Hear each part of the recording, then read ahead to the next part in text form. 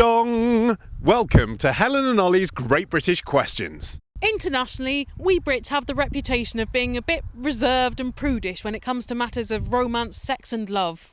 Which is unfair, because obviously, Helen, that's not the whole story. Look at this guy. I defy you to find a racier looking hill than that. Exactly. We're going to teach you all you need to know to get under the tightly buttoned cardigan of our glorious nation. Yep, this week, our Great British Question is... How do you woo a Brit?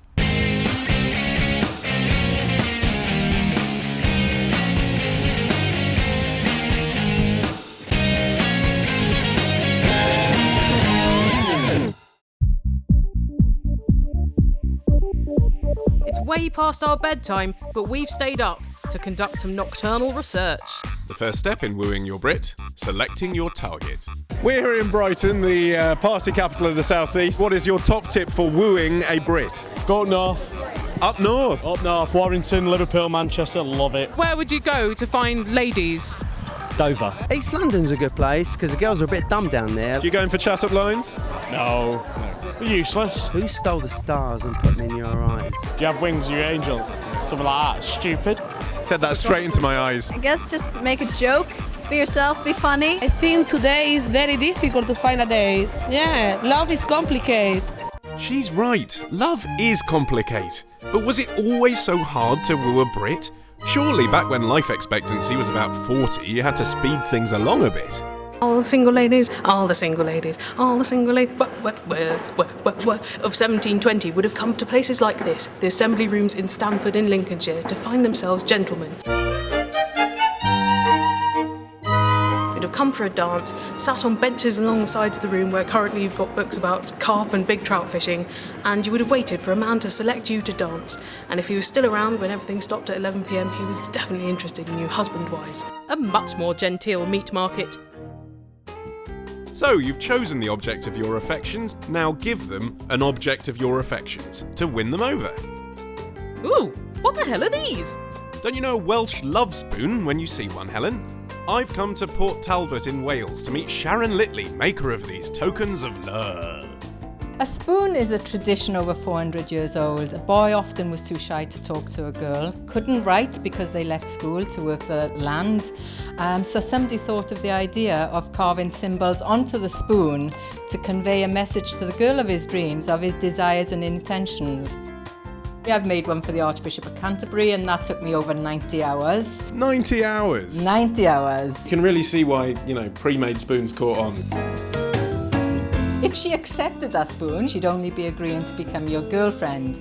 It didn't always lead to marriage, so she could end up with lots of spoons up on the wall and you could have spent all your life carving spoons and still not found a wife. After hundreds of hours of carving spoons? Hundreds of hours. Nothing down the aisle? But if you got the right one... Women!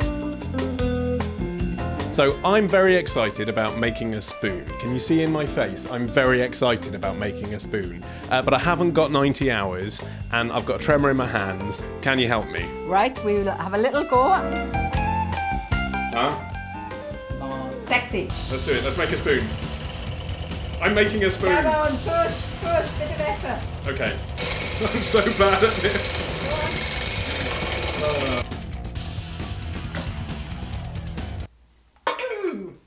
Huh? I've made a spoon. Do you love me now, ladies? Huh? Of course. Huh? That's not bad for a first attempt, being as you've never tried the machine at all before. That's very kind of you to lie. That's not a problem. So, you've selected your target, you've bought them with presents. It's time to seal the deal. That's right, third base, the date.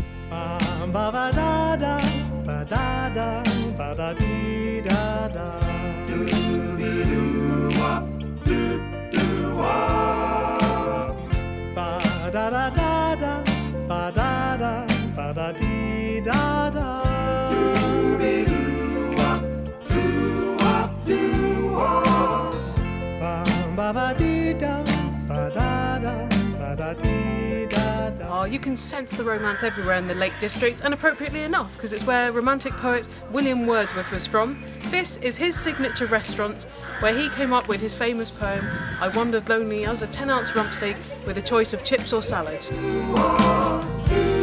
Of course, Britain's writers have always been a romantic bunch, haven't they?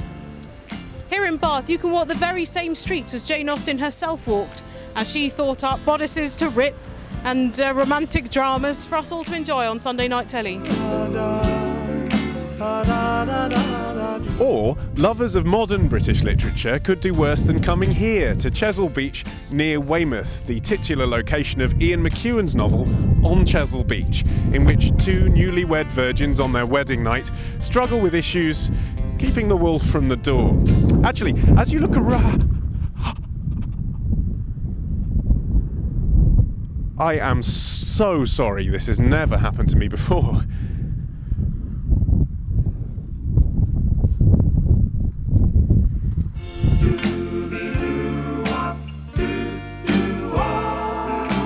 But if you want to make your date really hot and steamy, take her to the Eden Project in Cornwall, where it has the climate of a rainforest and is not very suitable for cameras. It's perishing in here.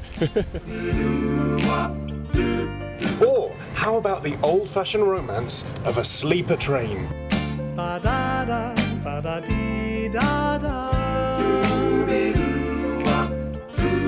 It's like sleeping in an advent calendar.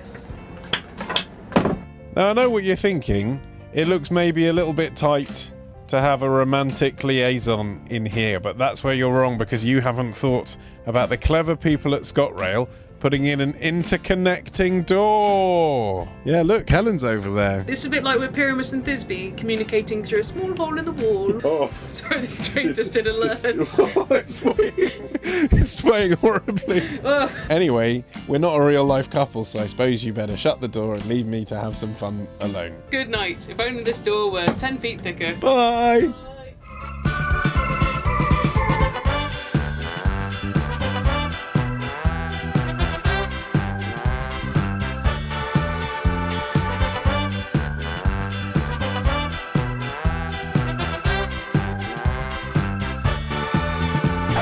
But what if your night of heaven turns into a night of hell? You can't get it up, you end up having an argument, she's not interested in you anymore. Is there anything you can do?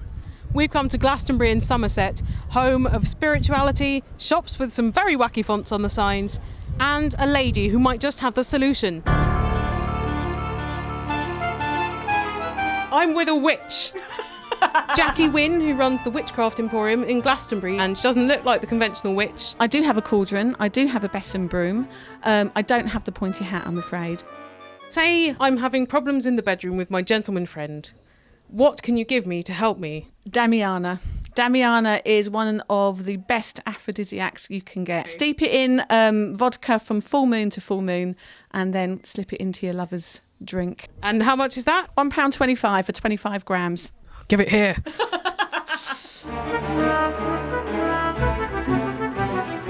So what would happen if I administered a love or sexual potion and exceeded the maximum recommended dose? Is there an antidote? No, just lots of great sex, I think. Well, it's obviously not going to work, Helen, but... Why'd you say that? Because it's a packet of chicken seasoning, but I'm prepared to give it a go. Glastonbury!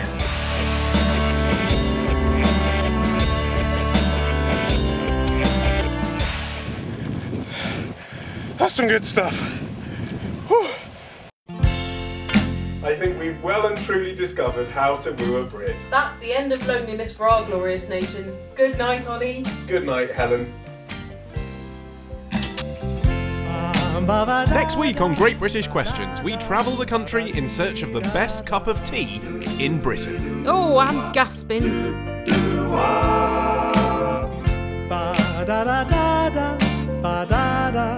Hello!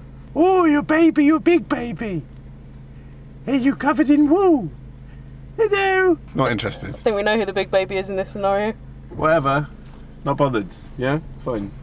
God, they're rude around here, aren't they? Unbelievable.